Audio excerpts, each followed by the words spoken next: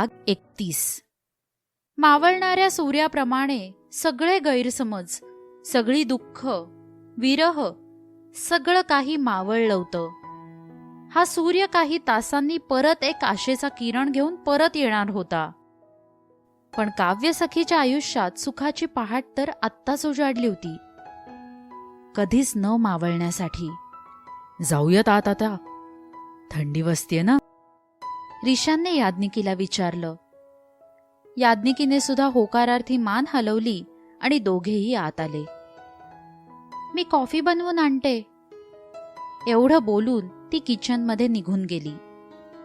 छोटंसं किचन असलं तरी लागणाऱ्या सगळ्या गोष्टी होत्या तिथे. तिनं थोडं शोधून सामान घेतलं आणि कॉफी बनवायला सुरुवात केली. समोर दूध उकळत होतं आणि याज्ञिकी परत एकदा विचारात हरवली. जेव्हा वास्तवाचं भान आलं तेव्हा दूध ओतू जात होतं. तिनं राहिलेलं दूध वाचवण्यासाठी गरम भांड्याला हात लावला आणि तिच्या हाताला चांगलाच चटका बसला. आई! एका वेदनेनं भरलेला आवाज तिच्या तोंडून निघाला. शिवाय हातातलं भांडही खाली पडून जोराचा आवाज आला. त्या आवाजाने रिशान धावतच आतमध्ये आला. त्याने पाहिलं तर डोळ्यात पाणी आणून ती हातावर फुंकर मारत होती. काय झालं असेल हे त्याच्या लक्षात आलं होतं आणि त्याने पटकन तिचा हात बेसिनच्या नळाखाली धरला. लक्ष कुठे आदू तुझं? अगं किती भाजलंय हे. तो थोडा आवाज वाढवत म्हणाला, पण त्यामध्ये सुद्धा त्याची काळजी जास्त दिसत होती. तिच्या तर डोळ्यात पाणी जमा झालं होतं. हात चुरचुरत होते. त्याने इकडे तिकडे नजर फिरवली आणि फ्रीजमधून पटकन बर्फ घेऊन तिच्या हातावर फिरवू लागला. हळूहळू जळजळ जरा कमी झाल्यासारखी वाटली आणि तिचं मुसमुसणं कमी झालं. बरं वाटतंय? हो, मी साफ करते हे. ती सांडलेलं दूध साफ करायला उठणार तर त्याने तिच्या खांद्यावर हात ठेवून तिला परत चेअरवर बसवलं. काही गरज नाहीये उठायची, मी करतो ते. अहो पण तुम्ही हे सगळं नको नको, मी करते. आदू, त्याने बारीक डोळे करत म्हणलं तशी ती गप्प बसली. त्याने मॉप घेऊन ते सगळं काही साफ केलं. डिनरमध्ये काय खाणार? मी बनवते, तुम्हीच सांगा तुम्ही काय खाणार. आज मी बनवतो. तुझ्या हाताला जखम झालीये ना, त्यामुळे आज तू गप्प बसून राहणार आहेस. त्याने ऑर्डर दिली आणि तिने फक्त होकारार्थी मान हलवली. त्याने फ्रीजमधल्या भाज्या काढून त्या कापायला सुरुवात केली. ती एक टक त्यालाच निहाळत होती. कसला मग्न होऊन तो काम करत होता. त्याने त्या भाज्या वापरून मस्त असा पुलाव बनवला. दुसऱ्या बाजूला थोडी कोशिंबीरही बनवली. फ्रीजमध्ये त्याने आधीच कपकेक आणून ठेवले होते. त्याचं काम झालं आणि त्याने वळून पाहिलं तर ती पुन्हा एकदा कसल्या तरी विचारात हरवली होती. त्याने नकारार्थी मान हलवली. हिचं काहीच होऊ शकत नाही आज, असा काहीसा भाव होता त्याच्या चेहऱ्यावर. त्याने डायनिंग टेबलवर सगळी तयारी केली आणि तिलाही आवाज दिला.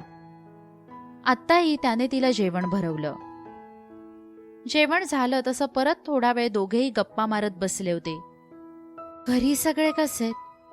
म्हणजे त्या दिवशी हॉस्पिटलमध्ये भेट झाली पण जास्त बोलणं काही झालं नाही. नाराज असतील ना माझ्यावर खूप? त्याने भरवलेला केक खात ती बोलत होती. हो पण आणि नाही पण. म्हणजे मी त्यांना सांगितलं होतं की मी तुला डिवोर्स दिलाय आणि तुला माझ्या आयुष्यातून जायला सांगितलं. त्यामुळे ते माझ्यावर रागवलेत. पण तुम्ही असं का केलं? पेपर तर मी दिले होते ना तुम्हाला. पेपर तू नाही, मॉमनी दिले होते तुला. हो पण तरी काय आदू, कोणाच्या नजरेत तू पडावं हे मला कधीच मान्य होणार नाही, म्हणून मी नाही सांगितलं. तिच्या तर डोळ्यात पुन्हा आसव जमा झाली होती. तू जर अशी सारखी रडणार असशील तर मला नाही आता काही बोलायचं या विषयावर. नाही रडत आहे, पण मला ऐकायचंय. तिने पटकन डोळे पुसले आणि क्यूटसा चेहरा केला. ओके, सांगतो. आपल्या डिवोर्स पेपरबद्दल मी घरी सगळं काही सांगितलं. आधी तर त्यांना विश्वासच वाटला नाही, पण डिवोर्स पेपरवर तुझं साईन दाखवलं आणि मग त्यांना सुद्धा पटलं ते. म्हणजे आपलं लग्न ज्या कंडिशनमध्ये झालं होतं ते पाहून त्यांना वाटलं नसेल पटलं आपलं काही म्हणून झालो वेगळे. पण आजी आणि रियांश भाईला हे समजावणं खरंच खूप अवघड होतं. त्यांना माझ्या बोलण्यावर अजिबात विश्वास नव्हता. ते राहून राहून मला खरं विचारत होते. मी नाही सांगितलं आणि त्या दिवसापासून त्यांनी अबोला धरलाय माझ्यासोबत. शिखा सुद्धा मास्टर्ससाठी जर्मनीला गेली होती. मॉम डॅड सोबत तसाही संवाद कमीच होता माझा. दिदी US ला आहे, तिच्याशी बोलणं कमीच होतं. फक्त आजी आणि रियांशभाई माझ्या जवळ होते, पण तेही बोलत नव्हते. खूप एकटा पडलो होतो ग मी त्यावेळी. घरी असलो, आपल्या रूममध्ये असलो की तू आसपास आहेस असंच वाटायचं. आत्ता येऊन माझ्याशी काहीतरी बोलशील असं वाटायचं. तुला पाहायला, तुझा आवाज ऐकायला जीव आसूसला होता माझा. तुला विसरण्याचा खूप प्रयत्न करत होतो, पण जेवढा तुझा विचार करायचा नाही ठरवायचो तेव्हा तू जास्तच आठवायचीस. डोळे बंद केले तरी तूच समोर दिसायचीस. नंतर माझ्या लक्षात आलं, ज्याप्रमाणे मी श्वास घ्यायला विसरत नाही त्याप्रमाणे मी तुला विसरणं शक्यच नाहीये. पण तरी एक वेडा प्रयत्न म्हणून स्वतःला कामात व्यस्त करून घेतलं होतं. जिथं तुझ्याशिवाय मीच माझा राहिलो नव्हतो तिथं माझं आयुष्य जगण्याची पद्धतही बदलली होती. तो जुन्या गोष्टी आठवत बोलत होता आणि इथे याज्ञिकीचं हृदय तीळ तीळ तुटत होतं. सॉरी रिशान, खूप त्रास दिला ना मी. मला वाटलं सगळ्यांसोबत तुम्ही लवकर सावराल. अनिका आहे तर तुम्हाला तुमचं प्रेम परत मिळेल. त्यात तुमचे बिझनेस मॅगझिन्स मधले फोटो पाहिले आणि वाटलं की तुम्ही प्रगती करताय, म्हणजे नक्की तुम्ही आनंदात असाल. पण मी खूप चुकीचा विचार केला. I am so sorry. नाही म्हणलं तरी अश्रू फितूर होत होते, पण तिनं ते पटकन साफ केले. ओके, बस झालं आज. अजून खूप वेळ आहे आपल्याकडे. बाकी गप्पा नंतर मारूयात. झोपूयात आता. तिने फक्त होकारार्थी मान हलवली. तो तिला बेडमध्ये घेऊन आला. तीही मग चेंज करण्यासाठी आतमध्ये निघून गेली. बराच वेळ झाला बाहेर आलीच नाही. रिशानला बाहेर बसून काळजी वाटायला लागली. बराच वेळ ती आत होती ना. काही प्रॉब्लेम आहे का अदू? नाही, म्हणजे हो. तिचा गोंधळलेला आवाज ऐकू आला. त्याच्याही लक्षात आलं तिच्या हाताला भाजलेलंय. कदाचित तिला कसली मदत हवी असेल. मी काही मदत करू का? नाही, नको, ती पटकन म्हणाली. त्याला तर हसूच आलं तिच्या एवढ्या पटकन बोलण्यानं. अजून 5-10 मिनिटं झाली असतील, ती अजूनही आतच होती.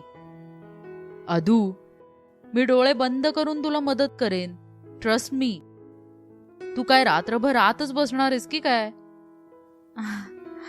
हो, म्हणजे नाही.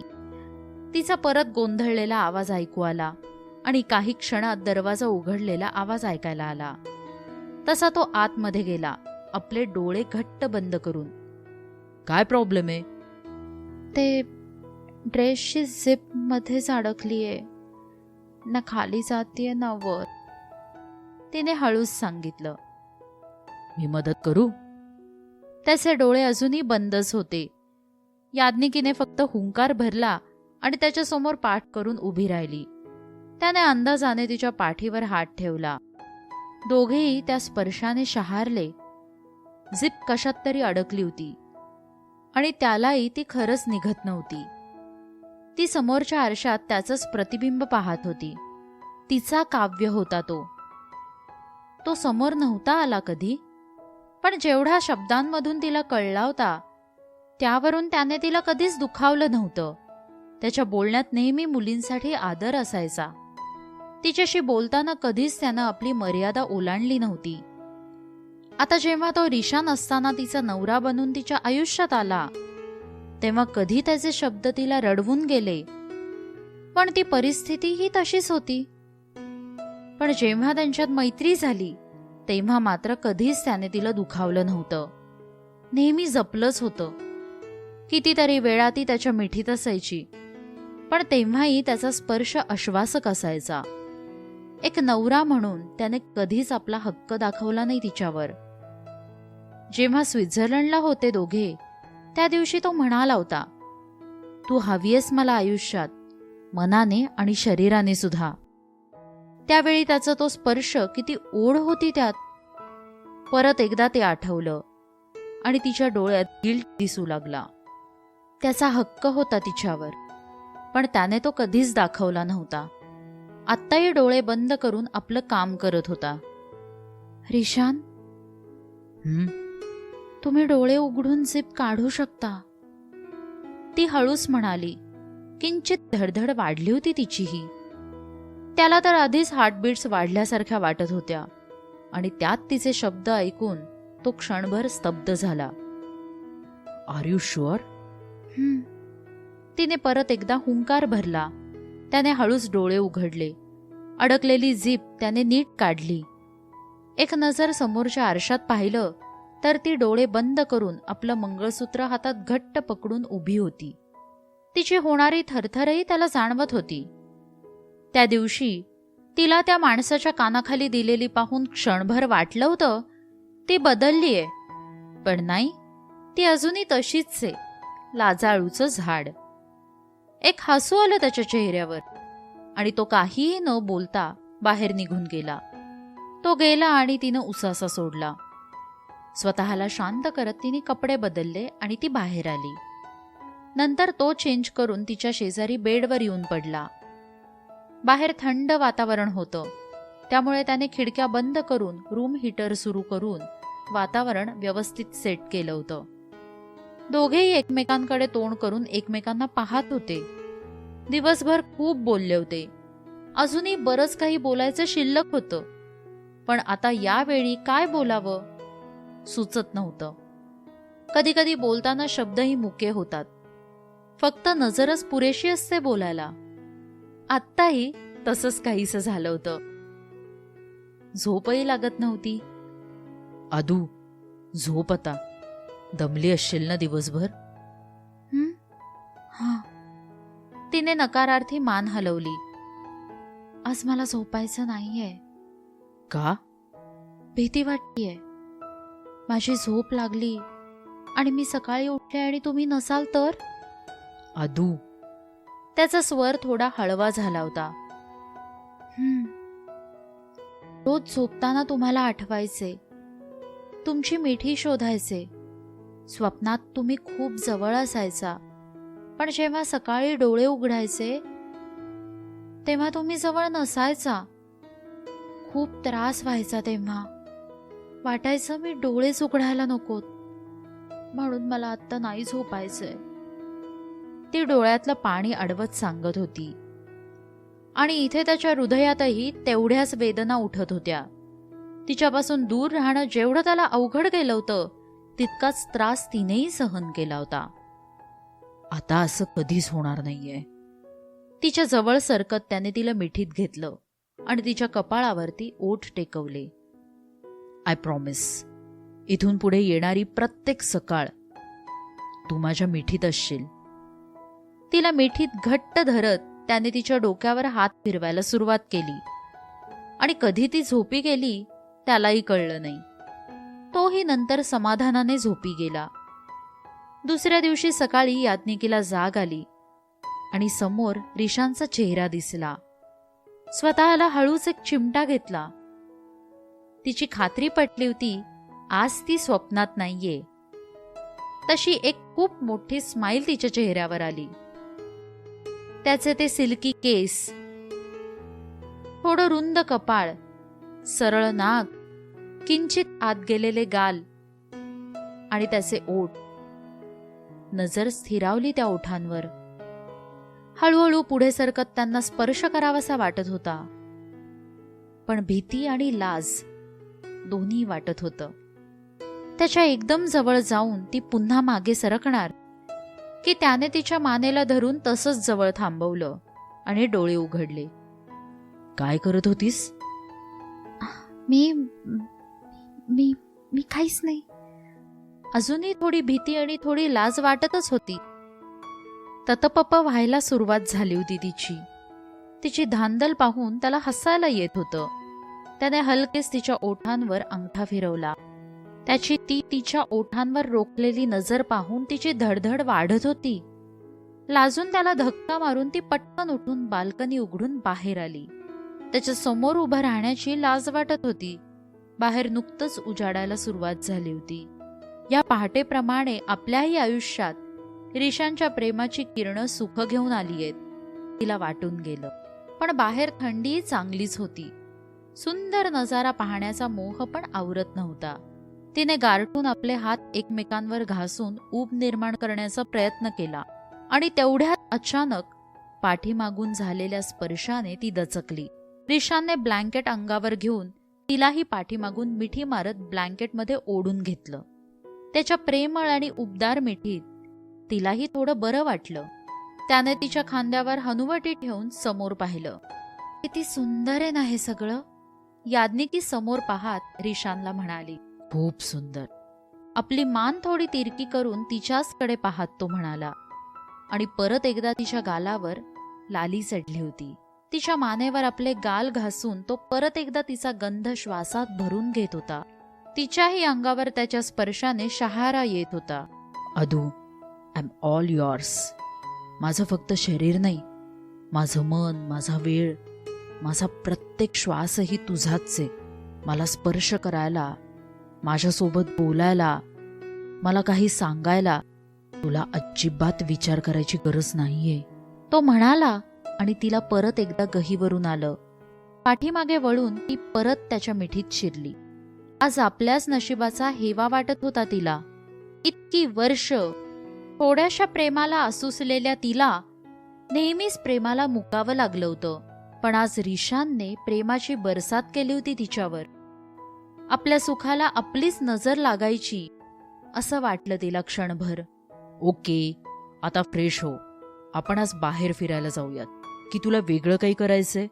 मला घरी राहायचंय, आपल्या घरी, तिने क्यूट असा चेहरा करत म्हणलं आणि त्याच्याही चेहऱ्यावर थोडीशी स्माईल आली.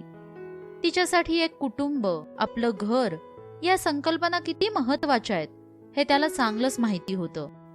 त्याने फक्त होकारार्थी मान हलवली आणि ती बाथरूममध्ये जाण्यासाठी त्याच्या मिठीतून बाहेर आली. काही पावलं पुढे गेल्यावर मागे येत त्याच्या ओठावर ओठ टेकवून पटकन आत पळाली. त्याला तर काही सेकंद कळलंच नाही तिने आता काय केलं ते.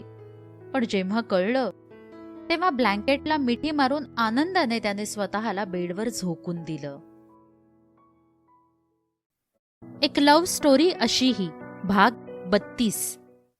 तिच्यासाठी एक कुटुंब, आपलं घर या संकल्पना किती महत्वाच्या आहेत हे त्याला चांगलंच माहिती होतं. त्याने फक्त होकारार्थी मान हलवली आणि ती बाथरूममध्ये जाण्यासाठी त्याच्या मिठीतून बाहेर आली. काही पावले पुढे गेल्यावर मागे येत त्याच्या ओठावर ओठ टेकवून पटकन आतमध्ये पळाली. त्याला तर काही सेकंद कळलंच नाही की तिनं आत्ता हे काय केलं. आणि जेव्हा कळलं तेव्हा ब्लँकेटला मिठी मारून आनंदाने त्याने स्वतःला बेडवर झोकून दिलं. त्या रम्य अशा वातावरणातून निघावं तर वाटत नव्हतं, पण घरी जाण्याची ओढही लागली होती. दोघांनी आपापले आवरलं, नाश्ता केला आणि बाहेर आले. बाहेर येऊन तिने परत एकदा सगळ्या घरावर एक नजर फिरवली. मागे वळून त्या दूरवर पसरलेल्या माळावर आणि डोंगर रांगांवरती नजर टाकली. काय पाहतीयस? रिशांनी याज्ञिकीला विचारलं. माझं स्वप्न जिथं सत्यात उतरलंय, माझं प्रेम मला जिथे मिळालंय, ज्या पद्धतीनं हे सगळं मला मिळालंय ते सगळं परत एकदा आठवतेय. ही जागा खरंच खूप खास आहे माझ्यासाठी. आपण परत इथे येऊयात. हो, नक्की. तू म्हणशील तेव्हा आपण इथं येऊ शकतो. पण हे घर, हे कुणाचं आहे? रेंटवर घेतलं होतं का तुम्ही? आपलंच आहे. काही वर्षांपूर्वी मी इथं आल्यावर मला हा परिसर आवडायचा आणि मग मी घेऊन ठेवलं होतं घर एक. हे ऐकून तर तिला अजूनच आनंद झाला, जो तिच्या चेहऱ्यावर दिसत होता. तिथली हवा, तिथलं दृश्य परत एकदा अनुभवून दोघे सुद्धा गाडीमध्ये बसले. मनालीपासून काही अंतरावर होते ते. रिशानने गाडी मनालीच्या दिशेने वळवली. गाडीत जरा शांतताच होती. रिशान गाडी चालवण्यात मग्न, तर याज्ञिकी मनालीचा तो निसर्ग देखावा डोळ्यात साठवण्यात मग्न होती. या शहराशी एक नातं जुळलं होतं तिचं. काही नातं नसताना एक मदतीचा हात पुढे करणारा नितीनसारखा भाऊ भेटला होता तिला इथे. आपुलकेने वागवणारी कविता नावाची मैत्रीण भेटली होती तिला इथेच. नितीनच्या हॉटेलमध्ये काम करताना कितीतरी नवीन गोष्टी शिकली होती ती. नंतर पॅराशूट रायडिंग सारखा साहसी खेळही तिने परत एकदा इथेच शिकला होता. एकटीने आठवणींसोबत जगायला, संघर्ष करायला, स्वतःचं रक्षण करायला ती याच शहरात तर शिकली होती. भित्री, सतत रडणारी, सगळ्यांना घाबरणारी याज्ञिकी कुठेतरी मागे पडली होती. आज एक कॉन्फिडंट याज्ञिकी सगळेजण पाहत होते याच शहरामुळे. गाडी थांबली आणि तिनं पाहिलं तर तो तिला तिच्या घरी घेऊन आला होता. दोघेही आत आले.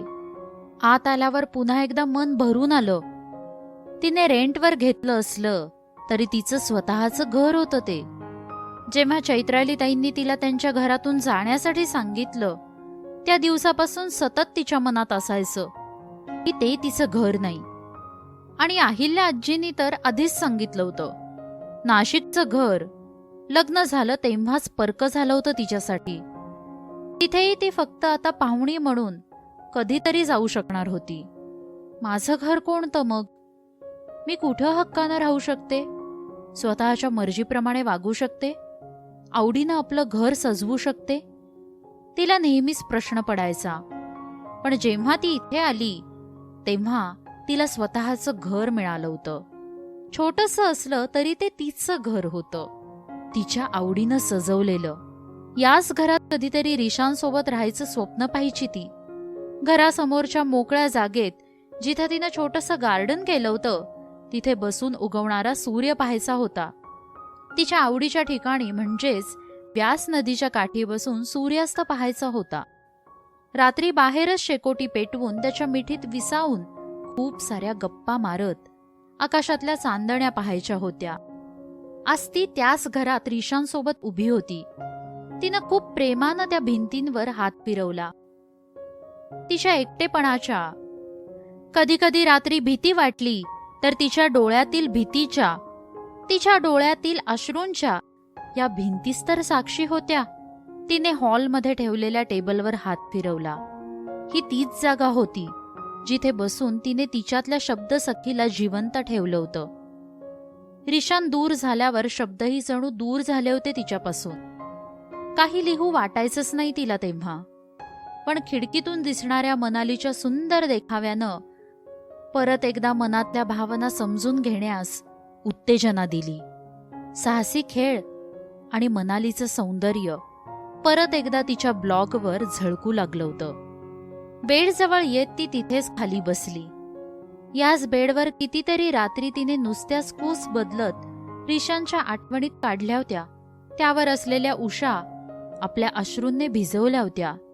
दुःखात त्याही तिच्याच साथी होत्या. असंच काहीसं तिनं किचनमध्ये येऊन केलं. तिथे असलेल्या मोजक्या वस्तूही तिच्या जवळच्या होत्या. तिने त्या स्वतः खरेदी केलेल्या. त्या फक्त भिंती नव्हत्या, तिच्या आठवणी होत्या तिथे. तिच्या बदललेल्या आयुष्याचं साक्षीदार होतं ते घर. काही क्षण रिशानलाही विसरून ती त्या निर्जीव वस्तू पाहून त्यांच्यावरून हात फिरवत होती. जीव नसला त्यांच्यात तरी ह्याच वस्तू आपल्या जीवाभावाच्या झालेल्या असतात. आपलं जीवन सुखकर करत असतात. तिला वाटून गेलं होतं. रिशान मागे उभा राहून तिच्या हालचाली टिपत होता. माणसावर तर प्रेम करतेच, पण या निर्जीव वस्तूंवर पण तिचा किती जीव आहे त्याला कळत होतं. त्यामुळे तिला तिचा वेळ देऊन तो शांतपणे उभा होता. काही वेळ गेला असेल. नंतर मात्र ती बेडमध्ये परत गेली आणि आपलं सामान पॅक करायला लागली. चेहरा थोडा उतरला होता तिचा. तोही तिच्या शेजारी येऊन उभा राहिला. काही हवंय का? सॉरी, इथे आल्यापासून मी तुम्हाला पाणी पण नाही विचारलं, तिने ओशाळून म्हणलं. मी मागितलं ते देशील? रिशान तिच्याकडे बघून तिला विचारतो. हो. आज आपण इथेच राहूयात प्लीज. मला पाहायचंय माझी आदू इथे कशी राहायची ते. तिच्या चेहऱ्यावर थोडा आनंद पसरला. तिला सुद्धा इथला एक दिवस परत एकदा जगायचा होता. तुम्हाला आवडेल इथे राहायला? रिशानने फक्त मान डोलावली आणि तिच्या चेहऱ्यावर एक मोठं वालं समाधानी स्माईल आलं. एव्हाना दुपार होत आली होती. भुकेची जाणीव झाली. तसं तिने किचनमध्ये एंट्री केली. आज खूप दिवसांनी ती रिशानसाठी काहीतरी बनवणार होती. तिनं पटापट डब्बे उघडून काय काय सामान आहे हे पाहायला सुरुवात केली. फ्रीज उघडून पाहिलं तर त्यातही फार काही सामान नव्हतं.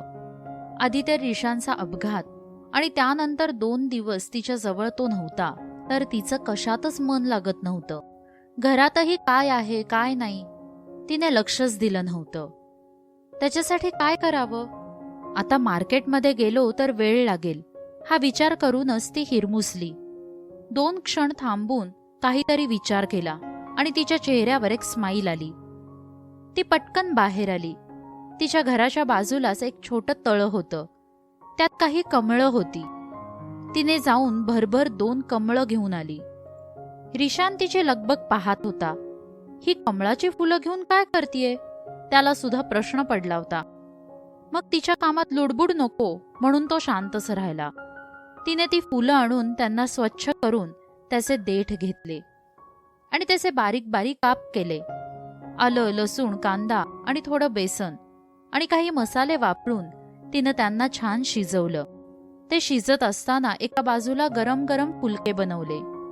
थोडासा रायता बनवून 2-3 पापड भाजून टेबलवर सर्व्ह केले. तोपर्यंत रिशान तिच्या घराचा प्रत्येक कोपरा पाहत होता. आकर्षक रंगसंगती करून ते घर तिनं सजवलं होतं. स्वतःला सतत सकारात्मक ठेवण्यासाठी घरात बरेच कोट्सही लावले होते. ते सगळं पाहून तो किचनमध्ये डोकावून तिला मग्न होऊन काम करताना पाहत होता. तिने टेबलवर सगळं सर्व्ह केलं होतं.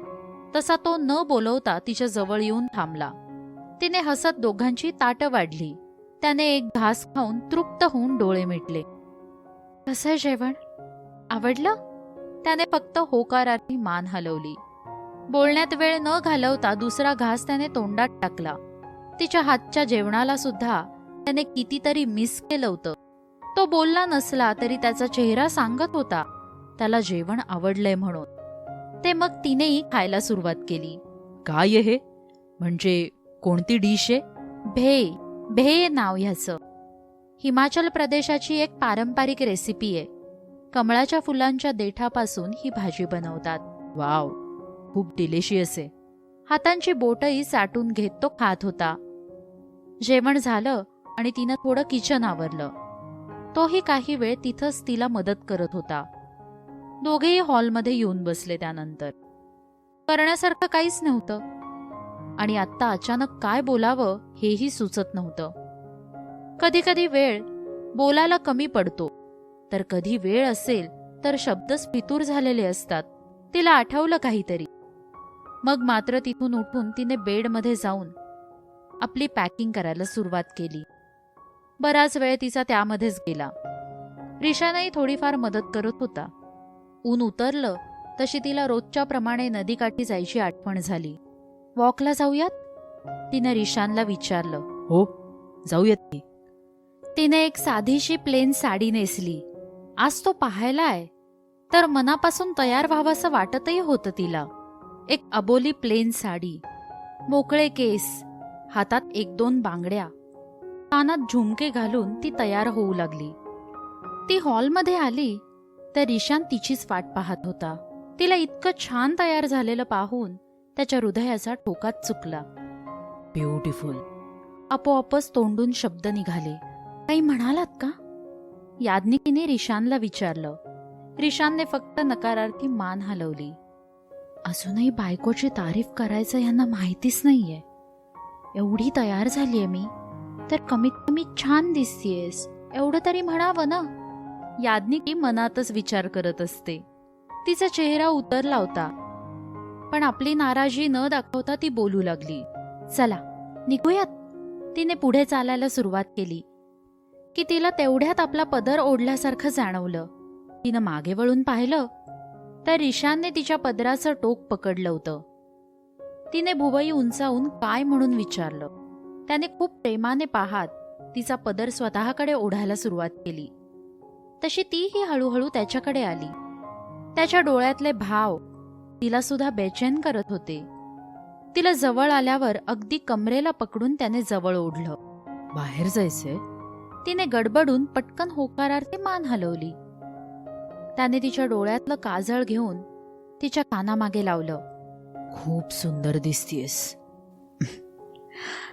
माझीच नजर लागायची. तिच्या कानाजवळ जाऊन तो हळूच म्हणाला. त्याचं असं जवळ येऊन हळूच कानांना स्पर्श करून बोलणं तिला हवंहवंसं वाटत होतं आणि एक अनामिक भीती सुद्धा वाटत होती. काही वेळ तिला तसंच जवळ ठेवून त्याने एक दीर्घ श्वास घेऊन सोडला आणि तिला थोडं दूर करून तिच्या कपाळी ओठ टेकवून तो बाहेर निघून गेला. तीही मग हृदयाची वाढलेली धडधड कमी करत बाहेर आली. त्याचा हात हातात घेऊन दोघेही ती नेहमी बसायची त्या ठिकाणी म्हणजेच व्यास नदीच्या काठी बसले होते. सूर्य अस्ताला जात होता. ती टक लावून तेच दृश्य पाहत होती आणि तो तिला न्याहाळत होता. तुला खूप आवडतं ना इथे बसायला? त्या दिवशी मी पाहिलं होतं, तू खूप वेळ इथं बसली होतीस. रिशान याज्ञिकीला म्हणाला. तो किडनॅप करायला जेव्हा आला होता तो दिवस आठवत तो म्हणत होता. हो, खूप आवडतं मला इथे. सूर्याच्या या सोनेरी आणि केशरी रंगामुळे आपण आपल्या आत्मशक्तीसोबत पुन्हा जोडले जातो.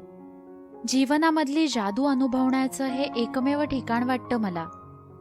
मलाही इथे आल्यावर तीच ऊर्जा, जादू मिळायची जी मला जगायला प्रेरणा द्यायची. तो अभिमानाने तिला पाहत होता. किती सकारात्मक होती ती. कधी काळी हताश होऊन जीव द्यायला निघाली होती ही. आणि आज त्याची एंजल किती मोठ्या मोठ्या गोष्टी बोलत होती. तिच्या जवळ जाऊन त्याने तिला मिठीत घेतलं. नदीच्या त्या खळखळ वाहणाऱ्या पाण्याप्रमाणे आनंद सुद्धा ओसंडून वाहत होता दोघांच्या मनात. अंधार पडायला लागला होता. पक्षी सुद्धा आपल्या घरट्याकडे परत निघाले होते. तो तिच्यापासून दूर होत थोडं पुढं जाऊन उभा राहिला. नदी आणि अस्ताला जाणाऱ्या सूर्याला पाहून तिथे असणाऱ्या झाडांना, पक्ष्यांना उद्देशून बोलू लागला. थँक्स. तुम्हा सगळ्यांमुळे माझी एंजल मला सुखरूप मिळाली. मी जवळ नव्हतो, पण तुम्ही तिची खूप काळजी घेतलीत. मला तर भीती वाटत होती. जेव्हा कळलं होतं की ती एकटी आहे म्हणून, तिचं काय झालं असेल, ती कशी या जगात असेल, हा विचार करूनच डोकं सुन्न झालं होतं. पण तुमच्यामुळे माझी आदू एकदम सकारात्मक राहिली. तुम्ही तिची साथ दिलीत, तिचे प्रॉब्लेम्स ऐकून घेतलेत, तिची मानसिक स्थिती उत्तम राहण्यासाठी मदत केलीत, आणि यासाठी मी तुमचा कायम ऋणी राहीन. याज्ञिकी डोळे मोठे करून त्याचं बोलणं ऐकत होती. आजपर्यंत तिने सुद्धा कधी या निसर्गाला थँक्स म्हणलं नसेल. झाडांशी कोणी गप्पा मारतं का? पण समोर असलेला रिशान मात्र वेडा होता. हो, वेडाच. या निसर्गाशी गट्टी होती त्याची. कित्येक झाडं त्याने आत्तापर्यंत लावली असतील. काव्य म्हणून बोलत असताना त्यानं सांगितलं होतं तिला. मनालीमध्ये सुद्धा तो आधी कित्येकदा येऊन गेला होता. निसर्ग असतोच असा. आपण त्याला जे देऊ तेच आपल्याला परत देतो. मग आपण ठरवायचं काय द्यायचं त्याला ते. त्याने सुद्धा निसर्गाला प्रेम दिलं, आपलेपणा दिला होता. आणि त्या निसर्गाने सुद्धा त्याच्या एंजलला सावरायला मदत केली होती. तिला कौतुक वाटलं त्याचं. तिने सुद्धा उठून जाऊन मग त्याला पाठीमागून मिठी मारली. काही वेळ डोळे बंद करून दोघांनी तिथली हवा आपल्या श्वासात भरून घेतली. आता सूर्य पूर्णपणे मावळला होता. दोघेही परतीच्या मार्गी लागले. घरी आल्यावर साधंसं काहीतरी बनवून दोघांनीही डिनर केला. हवेत अजूनही गारवा होताच. तिने आत्ताही किचनमधली आवराआवर केली आणि ती बाहेर आली तर बाहेर रिशान बॉनफायरची तयारी करत होता. तिला स्वतःचंच हसू आलं आणि थोडंसं आश्चर्य सुद्धा वाटलं. तिला सकाळीच वाटत होतं की आजचा एक दिवस इथंच राहावं, त्याच्या खांद्यावर डोकं ठेवून सूर्यास्त पाहावा आणि रात्री त्याच्या मिठीत टिमटिमणाऱ्या चांदण्या पाहाव्यात. आणि आता न बोलताही तिच्या सगळ्या काही इच्छा पूर्ण होत होत्या. आत जाऊन दोघांसाठी तिनं कॉफी बनवली आणि ती बाहेर घेऊन आली. सोबत एक ब्लँकेटही आणलं. त्याच्या हातात कॉफी मग देऊन तीही काही अंतरावर बसली. एकमेकांना पाहात ते कॉफी घेत होते. नजरेनं बोलणं सुरू होतं. अजूनही थंडी वाजत होती. त्याने हात केला तशी ती त्याच्या जवळ येऊन बसली. एका हाताने जवळ ओढत त्याने तिला मिठीत घेतलं आणि ब्लँकेट दोघांच्या अंगावर घेत तिच्या भोवती आपले हात घट्ट केले. तिच्या केसांवर ओठ टेकवून, तिच्या खांद्यावर मान टेकवून आत्ताही तो शांत बसला होता. आदू, तू मला उत्तर दिलं नाहीस. कसलं उत्तर? न समजून ती ही म्हणाली. मी जे प्लेनमध्ये बसून हवेत साकारलं होतं त्याचं. प्लेनच्या धुराने साकारलेलं आय लव्ह यू तिला आठवलं आणि परत एकदा लाजेची लाली चढली तिच्या गालावर. काय साकारलं होतं? मी तर पाहिलंच नाही. त्याच्याकडे वळत अगदी क्यूटसा चेहरा करत ती म्हणाली. त्याने एक भुवई उंचावून पाहिलं. ती गालात किंचित हसत असल्यासारखं वाटलं. आता त्याच्यासमोर ती घाबरट आधीची याज्ञिकी नव्हती. त्यामुळे ती सुद्धा त्याला थोडीशी छेडत होती. म्हणजे तुला माहिती नाही मी काय म्हणलं होतं ते? याज्ञिकीने फक्त नकारार्थी मान हलवली. त्याने मागे होत तिला स्वतःपासून थोडंसं दूर करून तिच्या पाठीवर असलेले केस एका बाजूला केले. तिची गोरी पाठ त्याला वेडावत होती. त्याने हलकेच आपले ओठ त्यावर टेकवले आणि तिच्या अंगावर सरकन शहारा आला. डोळे बंद करून आपलं मंगळसूत्र हातात घट्ट पकडत आपली वाढलेली हृदयाची धडधड ती कमी करत होती. त्याने बोटाने त्यावर आय असं रेखाटलं. त्याच्या थंड हाताच्या स्पर्शानं एक वेगळीच भावना जाणवत होती शरीरात. त्यानंतर त्याने हार्टचं चिन्ह काढून नंतर यू असं अक्षर काढलं. तिने तर नजर खालीच झुकवली होती. आपल्या स्पर्शानं परत एकदा त्यानं तिला सांगितलं होतं की त्याचं प्रेम आहे तिच्यावर. आता समजलं? तिने फक्त हुंकार भरला. अजून पुढे त्याला छेडायची हिंमतच झाली नाही तिची. त्याने तिच्या मानेवर ओठ टेकवले. तशी ती मागे फिरून त्याच्या मिठीत शिरली. त्यावेळी दुसरं काहीच सुचलं नाही तिला. माझं उत्तर? त्याच्याकडे नजर वर करून एकदा पाहून तिनं परत मान खाली घातली आणि नकारार्थी मान हलवली. त्याचा थोडा हिरमोड झाला, पण आता त्याला कसलीच घाई नव्हती, कारण त्याची एंजल त्याच्या मिठीत होती. न बोलताही तिचं त्याच्यावर किती प्रेम आहे त्यालाही ते माहिती होतं. त्यामुळे तिच्या तोंडून ऐकण्याची इच्छा जरी असली तरी हट्ट नव्हता. तुम्ही खूप स्पेशल पद्धतीनं तुमचं प्रेम व्यक्त केलं. आता माझी वेळ आहे तुम्हाला तसंच उत्तर द्यायची. फक्त काही वेळ वाट पाहायला लागेल रिशान तुम्हाला. याज्ञिकी मनातच विचार करत होती. तिने आपला चेहरा त्याच्या छातीवर रब केला. तिला छातीशी अजूनही घट्ट धरून त्याने ब्लँकेट नीट केलं. त्याच्या हृदयाचं संगीत ऐकत ती समोरच्या चांदण्या पाहत होती. आज या चांदणीचा चंद्रही तिच्या सोबत होता. कित्येक वर्ष तिच्या रेशमी केसांवर हात फिरवण्याचा मोह असलेला तो फायनली त्याच्या एंजलच्या केसांवरून हात फिरवत डोळे बंद करून तिला अनुभवत होता. थोड्या वेळानं त्यानं डोळे उघडले तर तिची झोप लागली होती. बॉनफायर सुद्धा विझत आलं होतं. रिशानने तिला आपल्या दोन्ही हातांवरती उचलून आत आणलं आणि तिला बेडवर झोपवून स्वतःही शेजारी पडला. झोपेतही तिचा हात त्याला शोधत होता. ते पाहून त्याने तिला जवळ घेऊन थोपटलं. तशी ती त्याला घट्ट बिलगून झोपी गेली. दुसऱ्या दिवशी जाग आल्यावर तिनं पाहिलं, उठून बाजूला पाहिलं तर रिशान झोपला होता.